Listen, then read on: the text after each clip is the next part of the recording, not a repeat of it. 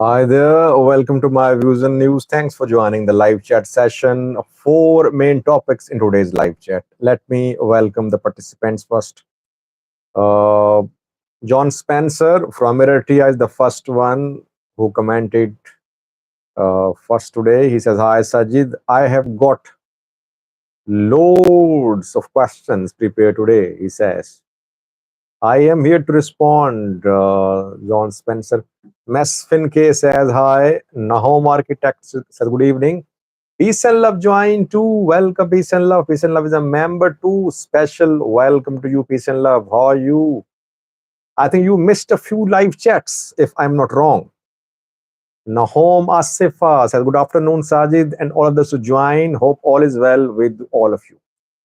Beniam Sigai says, "Hey, Fox joined too." Says, "Hello, Peace and Love. What is the exact time for the live chat?" Exact time for the live chat is 5:30 GMT. I got a little late, 20 minutes late, but exact time is 5:30 GMT. Anonymous joined to welcome Anonymous. Anonymous is a member to special welcome to you, Anonymous. Liz Ilyas joined to from Tigray, Basha here to Birhe Gare Madin. Is it Gabre Madin or Gare Madin Birhe? John Spencer says, "Sajid, what do you think of the Metai plan to re-establish link with and further develop Eritrea with Italian investment?" I'll respond to it. Let the plan come out first. What does Italy want? Let things be clear, I would say. What are true intentions on Italian side? Obviously, the Prime Minister wants to curb the flow of migrants. That is her prime focus, and that is why she was in Libya. She met with Khalifa Haftar. Can you imagine? Khalifa Haftar is a warlord, you can say. He led LNA in eastern Libya, and she met with him. Why? Because she wants. Libya is a key transit country for migrants who want to enter Europe. So she wants to stop the flow of migrants into Europe, into Italy from Africa. So that is why she's ready to make offers to Libya, maybe similar offers to Eritrea as well. So let the things come out first. Chief of Hamasyan here to Anonymous said, "The PM has so many special messages. They are no longer special." This one is special, I think. Dark Star says, "Good evening," says, "Greetings." Kaliyab says, "My only trusted channel." Thank you, Kaliyab.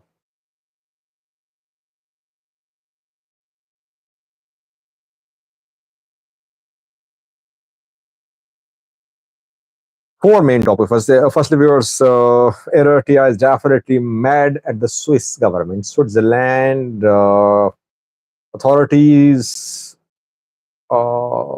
circulated a letter last month, and today the Eritrean embassy in Switzerland, Eritrean government issued a very strong statement.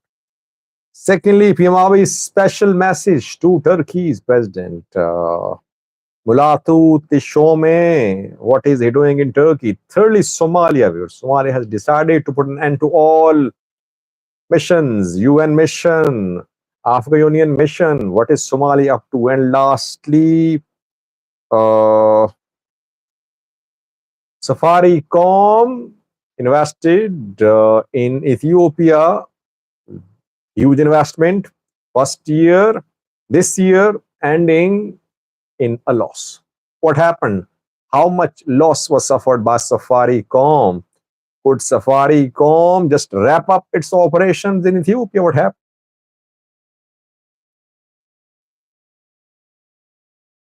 Says, "Hi, Farabdi," says, "Good evening." Yeah, Hamasian Jimenez English is very archaic type, I would say, but he has good command, definitely, if he writes his tweets himself. Fox says, Do you think Abiy will lose follower if the economy keeps dropping? Well, it does not matter if he loses followers or not. The man is in power, in tight control of the government. Who are going to challenge him? He'll fix them. That is what does not matter.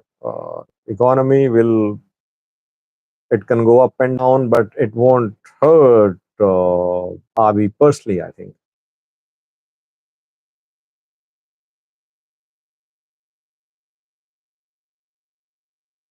Merit says, thank you, Mr. Sajid, for those excellent news updates. Thank you, Merit. Let's start, viewers. 4 topics. Firstly, Eritrea. This month is the month in which Eritreans celebrate Independence Day. Welcome, Tekim. Engishon, what was your comment? You complain a lot, by the way. Sometimes comments, it was just a comment, not a question. Horn of Africa information joined to says hello, Saj. So this month is going to see lots of celebrations in Eritrea, in Europe, in America, because in May, the 24th of May, I think Eritreans celebrate their Independence Day. And for decades, they have been organizing festivals, programs in different parts of the world. Obviously, they have the right to celebrate Independence Day. This year, different, a little different and difficult. It is becoming difficult for pro-Eritrean government communities to seek to obtain permissions from authorities in Europe to hold ceremonies, to organize gatherings. Why? It's because of attacks by Eritrean opposition group Brigade Nihamid. Because the members have been attacking pro-Eritrean government programs across Europe, America, Canada, Israel. Dozens of attacks in the past 1.5 years. I'm fine. Tahir, how are you? Shafo joined to welcome Shafo, a member. Warm welcome to you, Shafo. So it is becoming increasingly difficult for Eritreans to get permissions for their programs in connection with their Independence Day in Europe. That is why Eritrean government issued a statement today. Very strong statement against the Swiss government. Switzerland saw some violence on the streets of its cities between Brigade Hamido and no ceremony on time. Brigade Hamido and pro-Eritrean government community diaspora members this year, last year. And since this is May, the Swiss government wrote a letter to local governments and police. They should be careful in this month as there could be violence in connection with Eritrean Independence Day, a violence between Eritrean groups in Europe. Switzerland. Last month, I think it was 17th or 18th of April when that letter was written by the Swiss government to local authorities. But Eritrea spoke today. Interestingly, I think the letter, everyone knew 2 weeks ago that the letter had been written. Why now? The Eritrean government, Eritrean embassy in Switzerland took around a month, around 20 days to issue this statement. Came today. Why? Well, because it is now becoming difficult for pro-Eritrean government people to obtain permissions for their Independence Day celebrations in Switzerland. That is why today Eritrea demanded that Switzerland rescind that letter written last month about Eritrean Independence Day.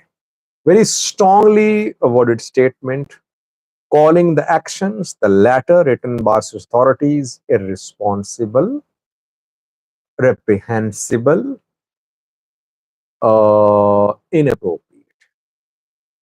Eritrea wants Swiss government to respect the right of Eritreans to celebrate Independence Day.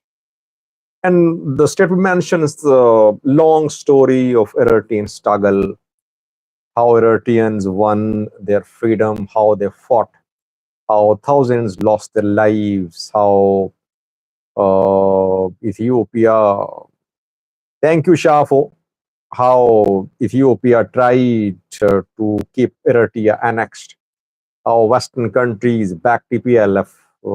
So Eritrea says that against all the world powers' agendas to stop Eritrea, Eritrea managed to be an independent country. So Eritreans have every right to celebrate Independence Day in Europe, in any part of the world. That is why this right must not be denied. This is the crux of the letter.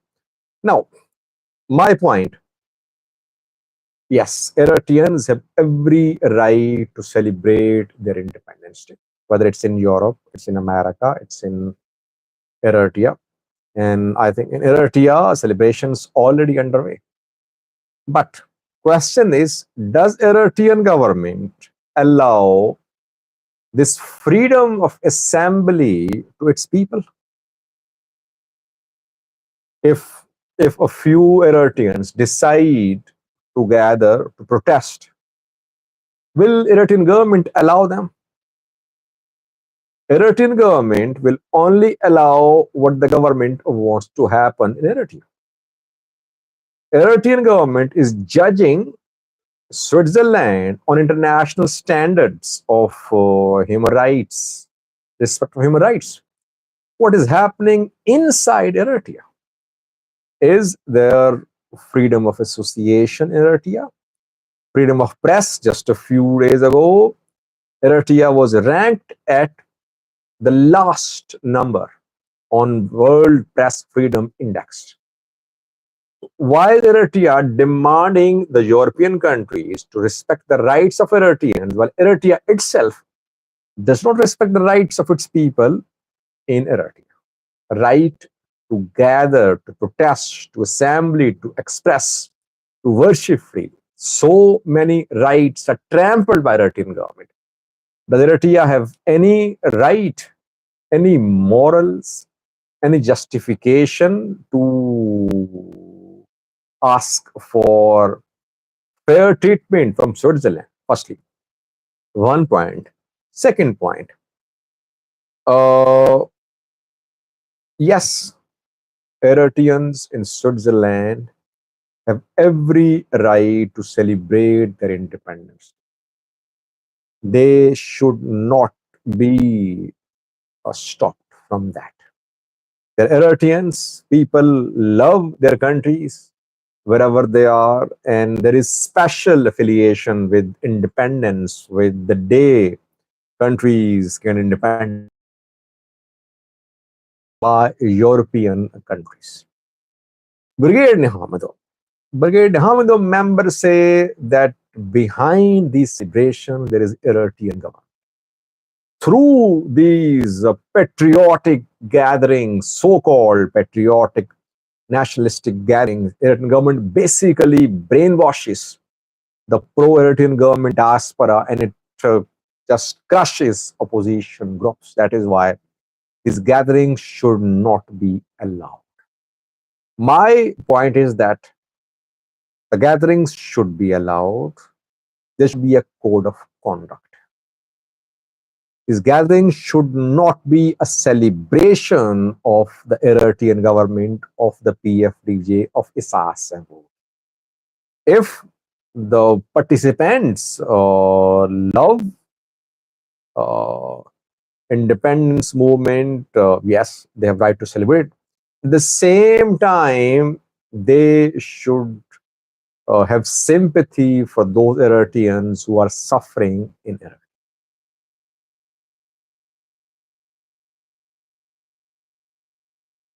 Chief of Hamasyan says, I personally never went to these festivals, but I respect their choice. If they want to go, it's their country after all. How do Eritreans get asylum in Europe? What do they say, by the way? When they file their asylum cases in Europe, what do they say? Don't they say that their basic rights were being denied in Eritrea? They were in danger. They're being conscripted. Their right to worship freely was being denied. So don't you? I think they take these sort of arguments to strengthen their case of asylum. When they seek asylum, they paint Eritrean government as the one which is playing havoc with human rights. But when they get asylum after that, suddenly they become patriotic. Yes, they can be patriotic, but how can they protect and defend a government, a man in power for 3 decades without any accountability?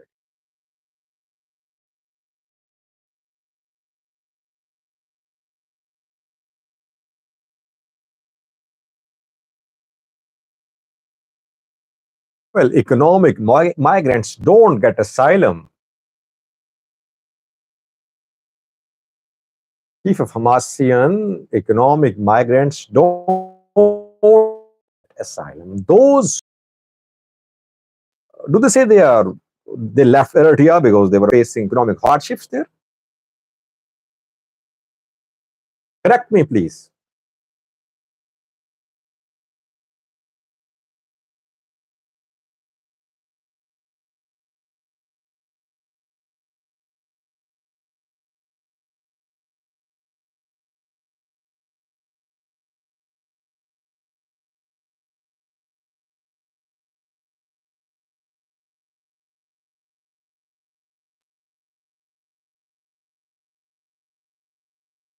I think today's statement from Eritrean government is a clear indication of the frustration which Eritrean government is facing in Europe. And if Eritrean government is not able to organize gatherings on Independence Day in Europe, it would be a big blow to Eritrean government's reach in Europe, in America, to connect with its diaspora community.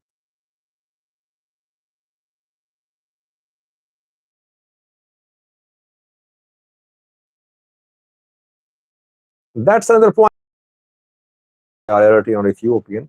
We're talking about asylum.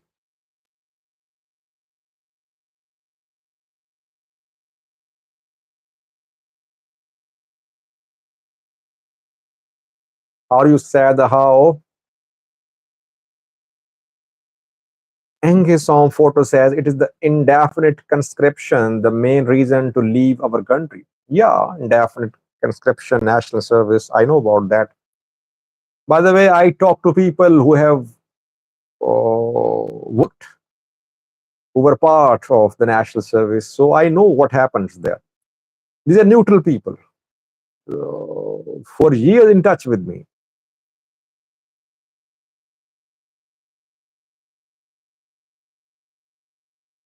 Kaliyab says that don't you think those refugees celebrating Independence Day will be deported in future?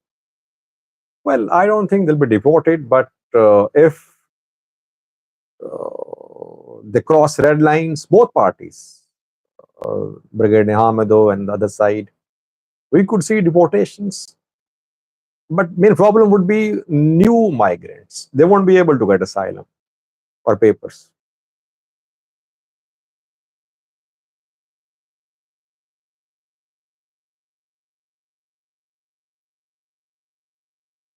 Yeah, Ephraim, I agree that it's not there is true democracy in Europe, in America, but can you compare the democracy in Europe and the one in Eritrea or in other countries, some of the countries of Africa? You saw what happened in America. Student protests crushed by the government. Why? Because obviously the protests were in support of the people of Gaza. So no freedom of expression there. Definitely, the basic right of an American is freedom of expression. That is being denied. Freedom to speak is being denied. Media not covering those protests. So definitely, it's not that in Europe, in America, things are ideal, but still a lot better than the situation in countries in Africa.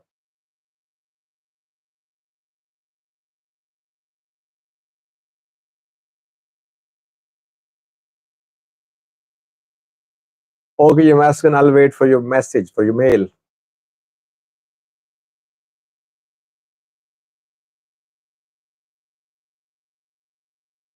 Now, a second news story is from Ethiopia. I did a video on that early in the day. I told you about a special message sent from PM Abiy to Recep Tayyip Erdogan, the Turkey president. More information for you that the Mulato Tishome Girto or Virto? I think Virto. Mulato Tishome Virto is special advisor to Ethiopian PM Abiy. Former president, served during EPRDF era. He has delivered this special message to Erdogan from Ethiopian PM Abiy. The former president of Ethiopia, Shome, worked in Turkey as ambassador. I think Erdogan was in power back then. That is why he has special connection with Turkey. And he was serving in Turkey when he was elected as the president of Ethiopia. So from there, his next, after his appointment, after he served in Turkey, his next destination was the portfolio of the president of Ethiopia. So he has special connection with Turkey. He has been sent to Turkey with this special message from PM Abiy. Message is definitely about Ethiopia, Somaliland, MOU, Ethiopia, Somalia, Turkey defense deal. Ethiopia is not withdrawing from the MOU.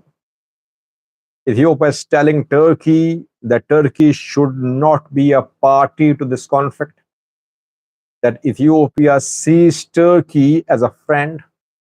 It wants to be a friend with Turkey. And it hopes that Somalia won't be able to pit Turkey against Ethiopia. Ethiopia is asking Turkey to play a mediatory role between Somalia and Turkey. That's what we have learned. What will Erdogan do? What would be his reply? Let's wait. I'll try to find out more and then share with you. Ethiopia definitely not withdrawing from its MOU with Somaliland. In coming days, we could see more tension between Ethiopia and Somalia. Puntland not on good terms with Mogadishu. Somaliland split for decades, and Somalia withdrew its ambassador to Ethiopia, recalled its ambassador from Addis Ababa. Tension set to rise in coming days. Somaliland says in 2 months, MOU will be finalized. Ethiopia has not shared any time frame so far, but it seems this message from Abiy to Erdogan indicates that yes, we could see rapid developments in coming days about the implementation of that MOU. Recognition of Somaliland will it be part of the MOU? Let's see.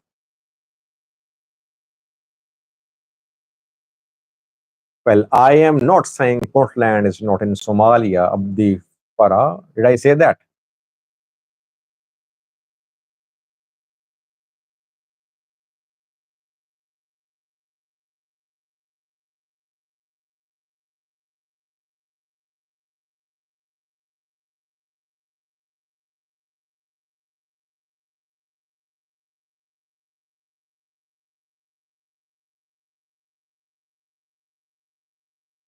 Let me respond to a question, a comment rather, from Yamaskan. I have received this question to several viewers. Said, Sajid, what is happening in Volkayat? Ethio Forum reported that entire Volkayat Sagade has come under ENDF control. ENDF has taken over the entire dispute territory. Well, I will only report after I am sure that I have verified things to the best of my abilities. I told you about fighting only in Sagade, a small scale clash when Fano, North Gondar Fano, entered a town, small town, Maksano, Gibia, Tuesday Market in English. They stayed there for several hours, they retreated. There was small scale gunfire exchange. Then I heard about some exchange of gunfire in Dansha too. I contacted people, I could not confirm that. So let me confirm things. I won't be making videos just for views. It's a very sensitive issue. Uh, I don't think ENDF can just take over entire Volkai, Tamarasagade overnight. It won't happen. That's my analysis. I have no information. Maybe Ethio Forum can explain what's their source, but I am talking about what I'm giving my analysis to you. I don't think ENDF can take over entire Humera Volkaya Sagade overnight. Let's wait.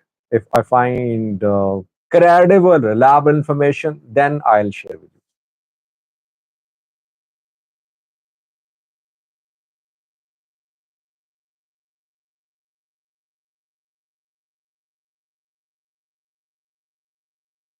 Early uh, Somalia's intentions are very clear.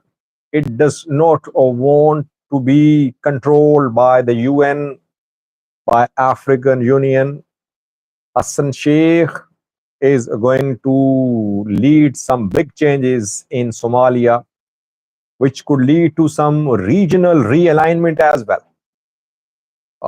UN political mission was established in Somalia in 2013, around 10 years ago.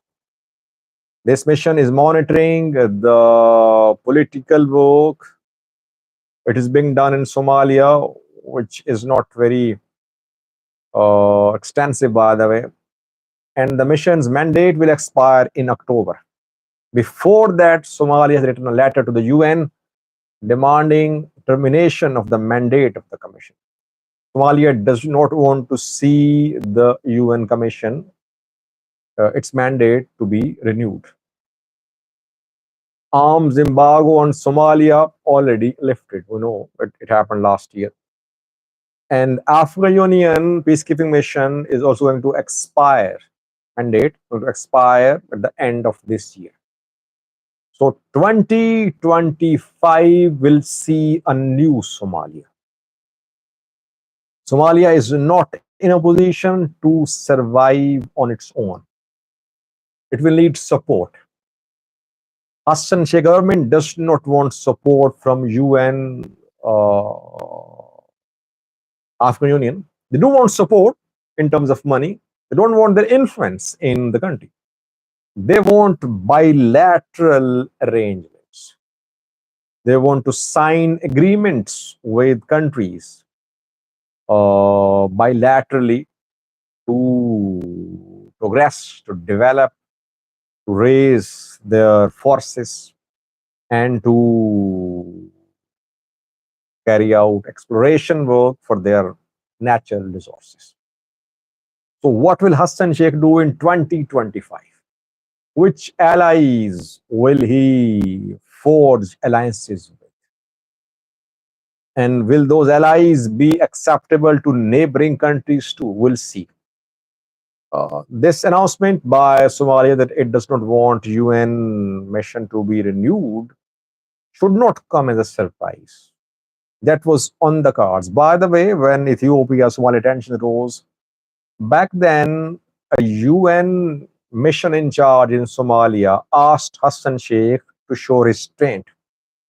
Hassan Sheikh government back then was angered by the statement of that UN mission in charge in Somalia. And then that lady had to leave prematurely.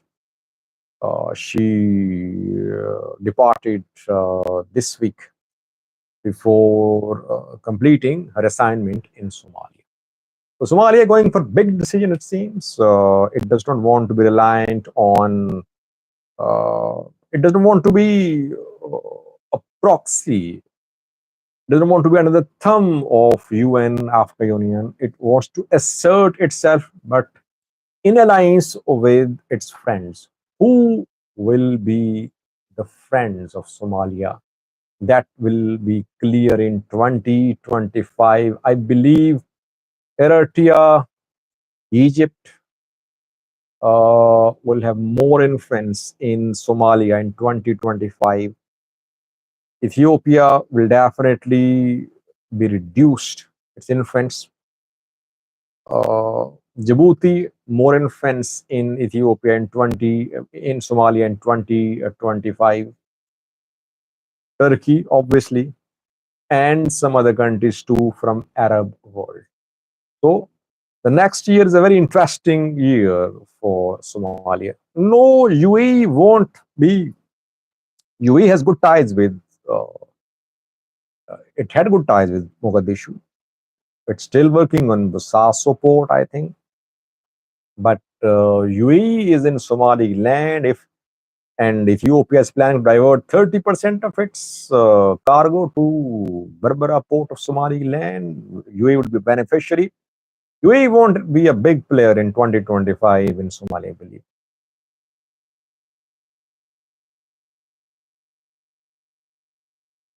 Lastly, we got Safaricom. Last news story, then we'll end the live chat session. Safaricom has suffered a major loss in Ethiopia. Today, Safaricom announced details of its revenue generation in the last 1 year. Uh, D. Tishome, I heard about that Java's interview. It's a long interview, I think. I could not read it, but I would like its contents to be shared with me if someone has the time to read this long interview.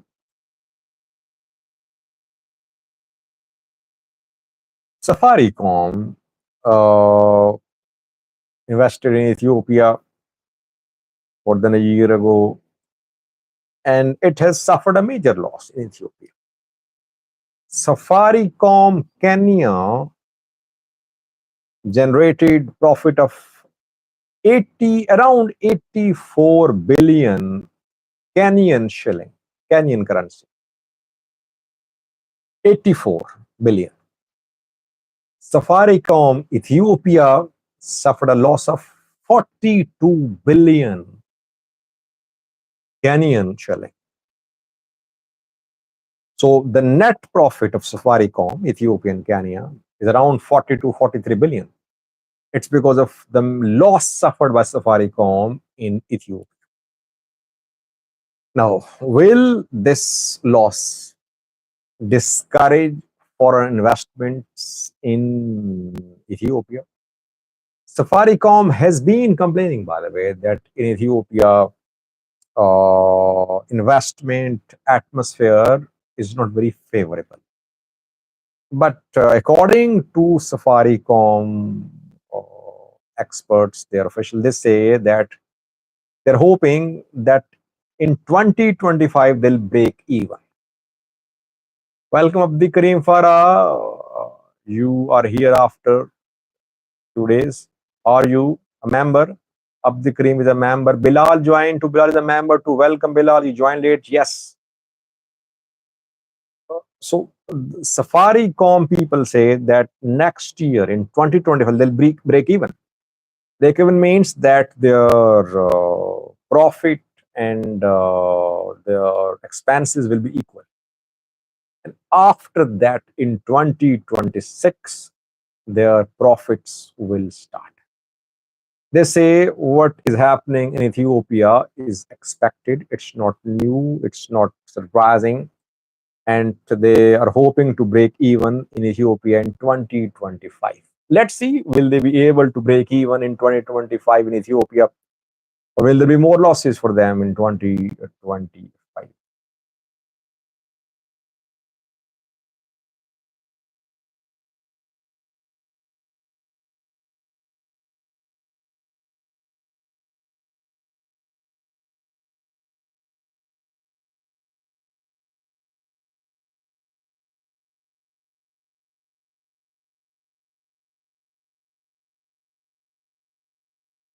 Nisabho says, good evening. How are you, Nisabho? Nisabho, what is the meaning of this word, Nisabho? Nisabho is a regular viewer.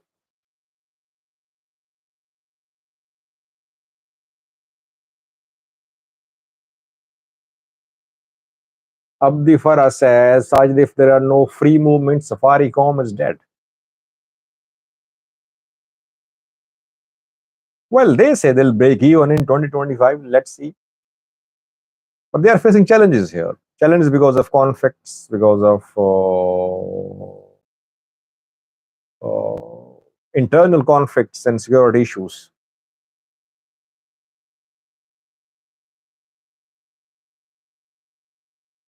Government is opening up its economy to foreign investors.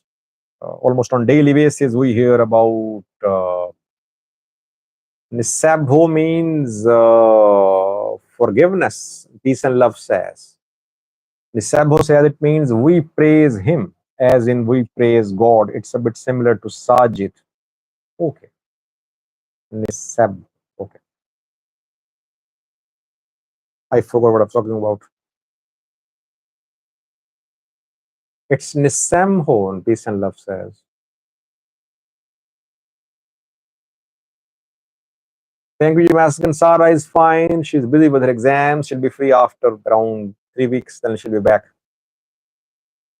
Take good care of yourself and your baby.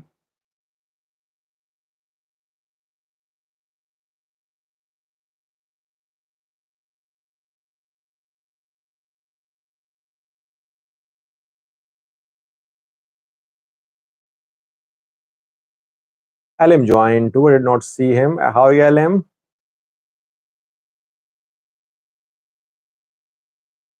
More losses because of currency devaluation, Alim says. Interesting viewpoint.